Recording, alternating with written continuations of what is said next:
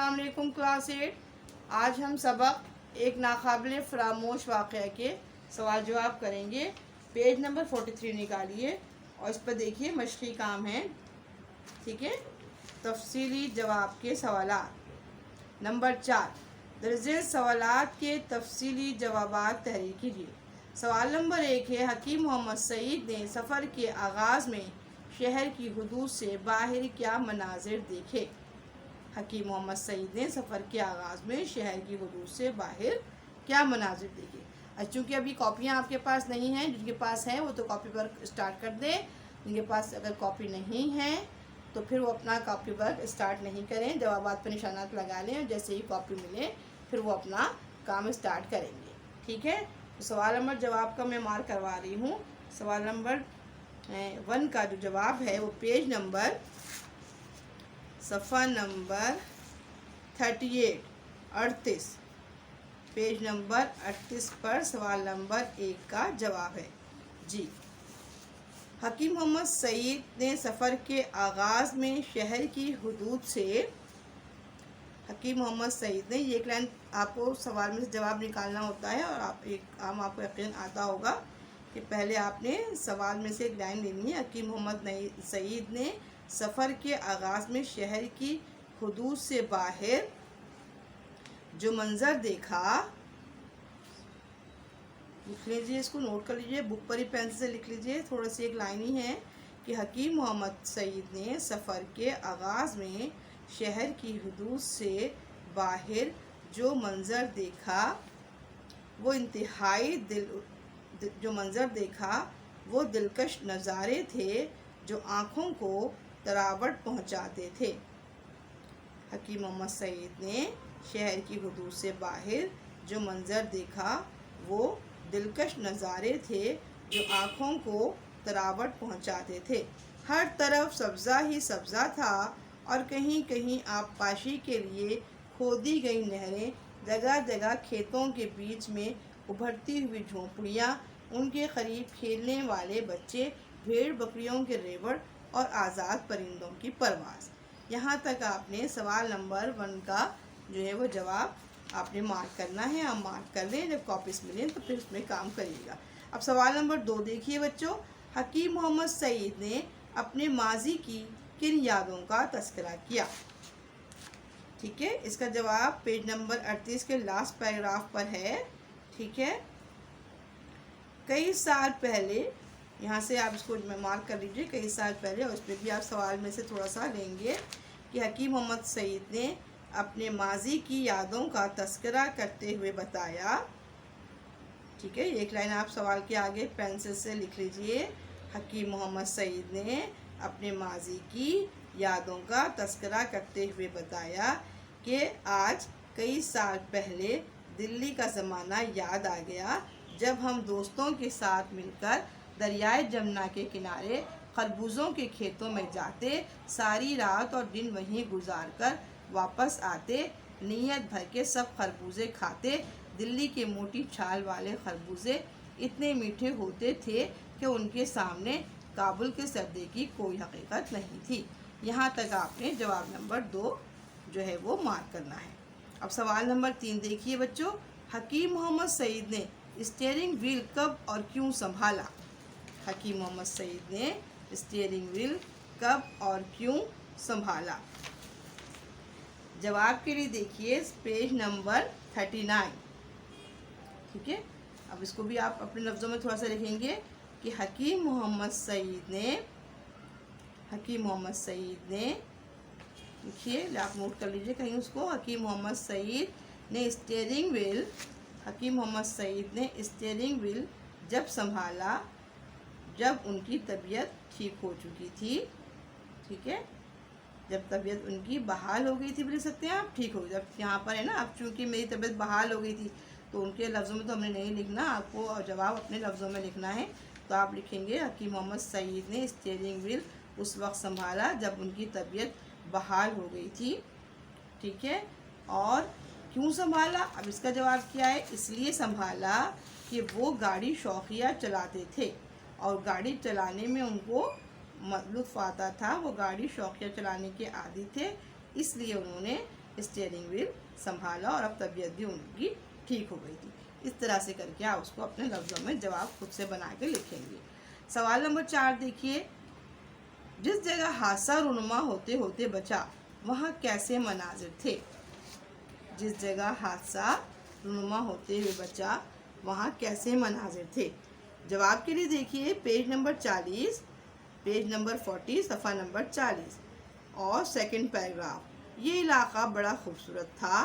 सड़क की एक तरफ पहाड़ियाँ थीं जिन पर सब्ज़ा उगा हुआ था, दूसरी तरफ यानी बाएं जानिब दरियाए मरमरा अपनी पूरी रानाइयों के साथ बल खाता हुआ बह रहा था। दरिया में कहीं कहीं सफ़ेद कश्तियाँ भी तैर रही थीं। आसमान पर बादल थे। कभी कभी बादलों के नकाब में से झलक जाने वाली सूरज की किरणें पानी पर पड़ती तो यूँ लगता जैसे किसी ने पानी पर चांदी बिखेर दी हो। यहाँ तक इसका जवाब है। यह आपने लिख लिया यहाँ तक इसका जवाब, ठीक है, नोट कर लिया है, सही। अब सवाल नंबर 5 है कि वाक़े की तफसीलात अपने अल्फाज में लिखिए। तो जो भी वाक़या हुआ था, जो नाकाबिल फ़रामोश वाक़या सलमान से है, नाकाबिल फ़रामोश किसे कहते हैं, यानी कि कभी ना भूलने वाला। तो इस वाक़े को आपने अपने लफ्ज़ों में पूरा सबक पढ़ के उसको आपने 1/3 सबक का 1/3 हिस्सा जो है वो खुलासा कहलाता है। तो ये खुलासे की तरह का इसका आंसर है, ये आपको लिखना है। इसके बाद जो आपने काम करना है बच्चों, वो कवायद कॉपी पे करना है, ठीक है। कवायद कॉपी पे आप ये काम करोगे, सवाल नंबर 5 और सवाल नंबर 6, ये आपने दोनों सवाल कवायद कॉपी पे करने हैं। सवाल नंबर 5 जो है मैं समझा देती हूँ क्या करना है इसमें।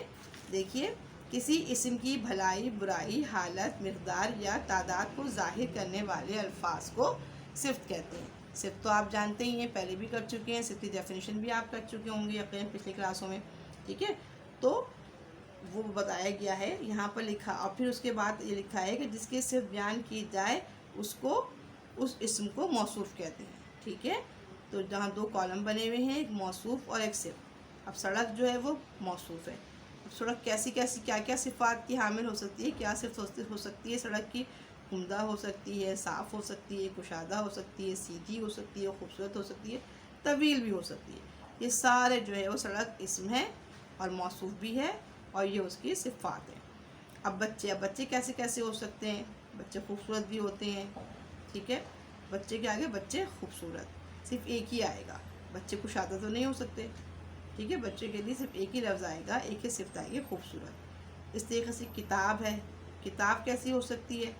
किताब उम्दा, ठीक है, उम्दा लिखेंगे आप किताब में। लड़का आप लिखेंगे खूबसूरत, ठीक है। ये नोट कर लीजिए, पेंसिल से किताब में नोट कर लीजिए। जब इंशाल्लाह आपके पास कवायद की कॉपी आपको मिल जाएगी, जिन बच्चों की यहाँ स्कूल में दी हुई, मेरे ख्याल में एक ही बच्चे की है, बाकी सबकी तो मैं वापस मिल चुकी हैं, चेक हो चुकी हैं और उनकी हैंड ओवर कर दी गई हैं, ठीक है। सिर्फ आई थिंक राफ़े की कॉपीज़ हैं जो अभी स्कूल में हैं, ठीक है। तो राफ़े अपनी कॉपी साहब मंडे को ले लीजिएगा, ठीक है। ऐसे टाइम पे आइए कॉपी चेक भी हो जाए, सही। पेरेंट्स को भेज दीजिएगा तकरीबन 1:30 बजे तक, 1 बजे तक भेज दीजिए, बल्कि 12:30-1 के दरमियान भेजें तो कॉपीज़ इंशाल्लाह आपकी चेक हो ही होंगी। अच्छा, अब सवाल नंबर 2 समझ लीजिए, बल्कि 6 है, 2 नहीं। दर्ज मुहावरों के दुरुस्त मायने निशान ज़द कीजिए। निशान ज़द कीजिए मतलब निशानदेही कीजिए, ठीक है। अब यहाँ बताए घोड़े बेचकर सोना। घोड़े बेचकर सोना की क्या मायने है? बहुत थक हार के सोना, बहुत ज़्यादा थक जाना। अब यहाँ 2 जुमले बने हुए हैं। अब आपने जो सही जुमला है उसको आपने जो है ना टिक करना है, सही। और कवायद पर भी जब आप ये काम करोगे तो आपने सही जुमले को कॉपी करना है ब्लैक पेन से, और जो गलत जुमला है वो ब्लू पेन से रहने दीजिएगा, और ब्लैक पेन से आप वो जुमले लिखेंगे जो सही हैं। जैसे घोड़े बेचकर सोना, हाजी साहब अपने सब घोड़े बेचकर सो गए। दूसरा जुमला है हाजी साहब बुरी तरह थकने के बाद घोड़े बेचकर सो गए। कौन सा सही है? ज़ाहिर है दूसरा वाला, पहला वाला तो गलत है। अच्छा, फिर है बस में होना। आज हम सब भाईजान के बस में थे, वो जहाँ चाहते ले जाते, ठीक है। और दूसरा है आज हम सब भाईजान के बस में थे, वो जहाँ चाहते ले जाते। दोनों में से कौन सा सही है वो देख लीजिए और उसको सही आप लिख दीजिए, ठीक है। कौन सा सही है? दोनों ही सही हैं। आज हम सब भाईजान के बस में थे, वो जहाँ चाहते ले जाते, ये भी सही है। आज हम सब भाईजान के बस में थे, वो जहाँ चाहते ले जाते, ठीक है, दोनों एक ही हैं, ठीक है। अब है पानी से सर से गुजरना। पानी सर से गुजरना, नहर में नहाते हुए पानी के सर से गुजर गया। नहीं, सर से गुजरने का मतलब ये नहीं कि पानी वाक़तन पानी जो है वो आपके सर के ऊपर से बह निकला तो आपने कह दिया कि नहीं। पानी सर से गुजरने का मतलब कोई बात बहुत ज़्यादा बढ़ चुकी हो, कोई बहुत बड़ा बिगाड़ हो गया हो, तब कहा जाता है। जैसे ये जुमला है, जब उसे अपनी औलाद के बिगड़ने का एहसास हुआ तो पानी सर से गुजर चुका था। ये सही जुमला है, ठीक है। दांत खट्टे करना, शिकस्त देना। अनार के दाने खाने से उसके दांत खट्टे हो गए, नहीं, ये जुमला गलत है। दांत खट्टे होना के असल मायने में थोड़ी इस्तेमाल, मुहावरे हमेशा मजाजी मायने में इस्तेमाल होते हैं। मुहावरे की तारीफ़ ही यही है, ऐसे जो अल्फाज के वो मायने जो कि मजाजी मायने हो, दुरुस्त मायने नहीं बल्कि मजाजी मायने हो, ठीक है। अच्छा, फिर है लड़ाई में मुसलमानों ने हमेशा दुश्मनों के दांत खट्टे किए थे। ये सही जुमला है, शिकस्त दे दी थी उनको, ठीक है। तो ये इस तरीके से पूरा मैंने आपको समझा दिया। ये सबक पूरा हो गया। तो सवाल जवाब मशक़ी भी हमने कर लिए हैं, सही। अच्छा, इसके अल्फाज मायने शायद नहीं हुए, सिर्फ इसके अल्फाज मायने रह गए। तो इंशाल्लाह अगले लेसन में, अगले इसमें लेक्चर में अल्फाज मायने इसके कर लेंगे। और इसकी फिरिंदा ब्लैंक्स भी हो गई हैं, सही। अच्छा, मुख्तसर जवाब के सवालात नहीं हुए, तो मुख्तसर जवाब के सवालात और अल्फाज मायने ये मैं 2 उसी वक्त करवाऊँगी इंशाल्लाह। अब तक आपको कॉपी भी मिल जाएंगी, ठीक है। अब अगला लेक्चर मेरा आपके पास शायद वेडनेसडे का है, ठीक है। तो वेडनेसडे वाले दिन अल्फाज मायने और मुख्तसर जवाब के सवालात ये वाला काम समझा दूँगी। तो फिर आप पूरा एक साथ कॉपी पर कर लीजिएगा पूरे चैप्टर का, सही। पूरे चैप्टर का मतलब जो समझाया गया उर्दू अदब का जो है उर्दू अदब की कॉपी पे, उर्दू कवायद का जो है वो उर्दू कवायद की कॉपी में, सही। इस तरीके से मैंने पूरा आपको समझा दिया है, पूरा ये आप कर लेंगे। अल्फाज के मायने हैं ये, और कसर इंतखाबी सवालात में करवा चुकी हूँ आपको पिछली क्लास में, मतलब उसका सही आंसर मैंने आपको बता दिए थे। इस तरीके से आपका सबक एक नाकाबिल फरामोश वाक़या मुकम्मल हुआ। खुलासा हम नहीं लिखेंगे, खुलासा जो है इसलिए नहीं करेंगे कि हम ऑलरेडी हम एक सवाल करेंगे जो कि सवाल नंबर 5 है, वह खुलासे की तरह का होगा, लिहाजा इस सबक का खुलासा करने की ज़रूरत नहीं है। सवाल नंबर 7 देखिए, पेज नंबर 44। दर्ज झेल जुमलों में तासुरात व कैफियत ज़ाहिर करने वाले अल्फाज के नीचे ख़त कशीद कीजिए और इन अल्फाज को अपने जुमलों में इस्तेमाल कीजिए, ठीक है। मतलब वो अल्फाज जो कि तासुरात को ज़ाहिर कर रहे हैं, जो कि मतलब गम के तासुरात हैं, खुशी के हैं, या जो भी हैं वो।